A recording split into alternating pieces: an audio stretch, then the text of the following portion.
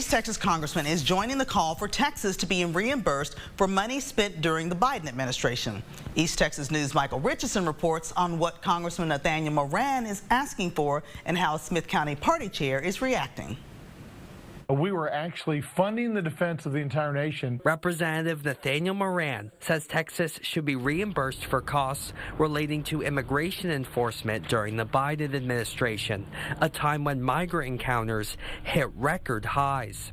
From the $13.5 billion the One Big Beautiful Bill set aside, he says roughly $11 billion of that should be given to Texas as soon as possible. It's important to continue to have that drip campaign with the White House to remind them of what actually occurred, that money is sitting there, and that Texas needs $11.1 billion to reimburse it for actual costs for securing our southern border. There's been no oversight into the Operation Lone Star program. Smith County Democratic Party Chair Cam Ray says giving Texas the money would set a bad precedent. As much as I hate that this comes from our taxpayers' pockets, including mine, you know, it isn't realistic to just make the decision that you want to go to the government now. State lawmakers would be the ones determining what to do with the reimbursed funds, according to Moran.